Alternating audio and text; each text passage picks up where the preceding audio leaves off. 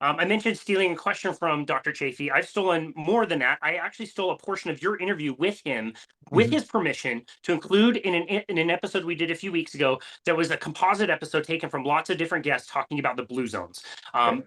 I'm sure you're aware that on Netflix there's a trending documentary that just came out called "Live to 100: The Secrets of the Blue Zones," and it's all about these 5 magical areas around the planet where people live longer. And the message is really pretty awesome. Like, these people live long lives. They have great community. They're included with the grandkids. They help raise the kids, and they participate. And people love the elderly, and they stay active. They're up and down all the time, and they eat a 90 to 98% plant-based diet. We see in Sardinia, where you just were, they're eating pots of minestrone soup all the time, and that's what they eat. And that's what is being told to people. And you listen to interviews with Dan Buettner, and he's asked, like, of these 9 pillars that you talk about, which one is the most important? The number one thing all the time is a blue zones diet, quote unquote, branded blue zones diet. 90 to 98% plant-based. You can have 5 ounces, no, I'm sorry, 2 ounces of meat 5 times a month. You can have 12 eggs in the course of a month. Um, and so you share this message, and it's really enticing, and you see this beautiful documentary. And then I listen to you and other people from Okinawa and Costa Rica and all these other places that are like, we don't eat that way. That is not what happens. So it's this very interesting conflict. And since you have just been there, I just couldn't wait to get you back on to talk about your trip to Sardinia in particular. You were there for a very specific reason before you even knew that you were visiting a blue zone. So can you tell us all about that? Yeah, absolutely. So this is a trip. This is one of those trips of a lifetime. It's so much so that we're going to start setting up this as a trip that we're offering for people to come with us. That we're running through our nonprofit as sort of a culture, history, prehistory, food tour. It was Sardinia is a magical place. I love Italy in general. We spent time in Sicily, but I've never been to Sardinia. And it was always one of those this magical island that I maybe now and then meet somebody from there, but it's been very, very rare. And we had the opportunity to go. In fact, it took me over 10 years to make the contacts that we needed to do the research that we were really looking for. And complete transparency, the main reason we went, that was the impetus for going to Sardinia, was because I was doing research on eggcorn, an ancient form of bread that was being made from acorns from oak trees, that Pliny the Elder wrote about, and has been around for a very long time. It took me 10 years to find a person that still knew how to make it, and I'm convinced that I found literally the last person. I found several years ago, I was able to identify 3 elderly women that still knew how to make it, but they were too elderly to show to make contact with, to go with. But one of their sons, who they taught, was the person we were with. That's a complete side note. The important thing is, and I've talked with you about it. I've talked on a lot of podcasts. I wrote about it. If you're eating vegetables, and Anthony Chafee would agree with this, if you're eating vegetables at all, you have to do something to them in almost all cases, because they all have some level of toxin in them. And what I was researching was one of the ancestral ways of detoxifying the tannic acid, getting it out of the acorns, or at least in a state that it isn't going to harm our body, and we can still have access to the nutrition. And they make this really cool bread with a combination of clay and ash, and it's called panispelli. Anyhow, that's why we were going. When I finally was able to make those inroads, and I really looked into Sardinian food, I'm like, oh my God, this diet, the food they're making is absolutely brilliant. And the way that they, my passion in food and health and cooking is no-tail approaches to animals. And one of the main things that we do research on and try to and apply in our homes, and also in a Modern Stone Age kitchen here, the restaurant, is that lessons from traditional and ancestral approaches to animals that use the complete animal. So one of the things that I found was that there's here, home ingredient prep. If you're listening to this, I'll link the YouTube so you can watch this. This is always like my favorite part of these interviews, is the visual. So cool. We always grab things, right? So this right here, for those of you who are just listening, can't see anything. This is the stomach of an unweaned goat. So that means it's a goat that's still drinking from its mother, and getting all of its nutrition solely from its mother's milk. When we make cheese, and this is important to the larger conversation, so bear with me for 1 second. When we make cheese as a cheesemaker, all we're doing is replicating the natural biological processes that all infant mammals, including humans, go through when we're digesting milk inside of our bodies. But when we get weaned from our mothers, it could be a mouse, it could be a whale, it could be a donkey, it could be a human, we start to lose that ability to process that milk properly. So this stomach and that goat, if it's unweaned, has everything it needs, all of the enzymes, everything that's happening to make cheese without any interference from a human, or at least very minimal. So this is the most rudimentary form of cheese making. And this is kind of the second reason we went to Sardinia, so we could do this with shepherds in the mountains. You take the goat, and it's going to sound bad for a second, but bear with me.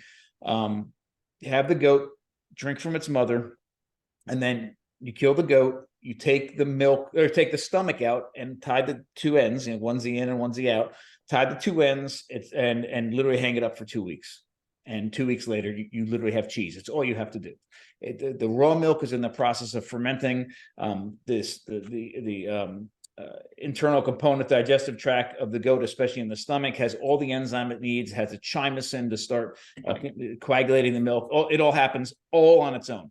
And then 2 weeks later, you open it up and you can eat the cheese. If you thought the cashew marzu was strong, this stuff, which is called cailloux de cabreto, is out of this world strong. Wow. I mean, crazy. Spreadable cheese. It's crazy. But here's the part that's awesome. We ate every part of that goat except for the skin and the feet. I mean, literally every part of that goat got consumed. And I'm sorry, and the contents of the large intestines. Everything else was consumed. The contents of the small intestines, the large intestines, the kidneys, heart, the liver, the spleen, the brains, the meat, the fat, all of it was consumed. That was my second experience eating in Sardinia. And we were in the heart. It was called, the village is Villa Grande. It was in the heart of the first identified blue zone in the world. And we had very similar experiences in the villages, Urzeli and some of the other ones, all that are still in that same area, but outside of that central place. Meat, animals in several different forms were consumed on a regular basis. That was the reality of what we experienced there. In fact, if you looked at the percentage of animals versus plants that were consumed, it was probably the exact opposite, or damn close to what you mentioned earlier.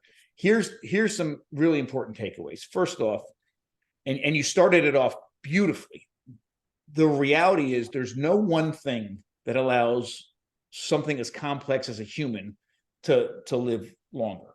It isn't just diet. And if anybody suggests it's one thing, it'd be ridiculous. But the one thing that's easy to talk about, easy to get people to change, easy to make money off of, especially in the current, dietary landscape, is, let's go plant-based, and this is going to solve all the problems. There's a multitude. Everybody I talk to, what is it? What is it about your lifestyle that everybody's living so long and all this? And every one of them it's all sorts of things. But the first thing that came out of multiple people's mouths when I said, okay, what's that really cliche? What's the secret? What's the secret to you guys living so long as you are? Almost everybody turned around and said, we're nice. Like literally, we're nice. That's it. We're nice. And they were incredibly nice and welcoming to each other, to us. Now, I'm sure, like, we were outsiders, we came in. I'm sure if we were there for 6 months, we'd start to see who's arguing with who and who's gossiping over. But in general, just incredible, welcoming, amazing, nice people. The other thing is that they always move. You would expect that if you went into a place that, the suggestion is these are some of the healthiest people on the planet that have the longest lifespan of anybody on the planet, you would expect, given our current ideas about how you achieve optimal health, you'd expect there to be gyms on every corner. Like literally, these people are walking around with their Nike bags and their water bottles and they're really nice hookah shoes or whatever the hell, and going to the gym literally every second. There wasn't a gym around. Like I didn't see one gym. And this isn't, I say the word village. It wasn't like there were huts and thatch roofs and things. I mean, this is a proper, you could, I don't know if you call it a city, I don't know if you call it a huge town, I don't know, but it's on the side of a mountain, but there's streets everywhere, crazy, twisty, narrow streets, houses everywhere. I mean, lots of people were living here. I'm not saying there weren't any gyms. I didn't see any. So that was really interesting, but they didn't need them. They moved all the time. We just got done, and I know you listened to the interview, but one of the things I said, we drove, it took us hours and hours and hours to drive there. We flew into an airport in the southern part of Sicily. I'm sorry, Sardinia. And then it took us a very long time to get there. And the kids, everybody in the car was ready to throw up because it was the craziest windy roads up and down mountains and through valley. It was crazy. We bottomed out at one time on a rental car, but that's another issue. But anyhow, we finally got there. All we wanted to do was get out of the car, either throw up or lay down. We were just about done. And the people we were meeting, first time I met them, came right up, let's go for a walk. Like a walk. And you look around and there's nowhere flat anywhere. So a walk really means a hike, but it really means a hike up and down a mountain, right? They're like, let's take a walk. Hours later, we returned from this walk, and that's what they do. They walk up and down the mountain, up and down the mountain, up and down these streets all day. They're walking, they're doing this, they're making this, but their bodies are always moving.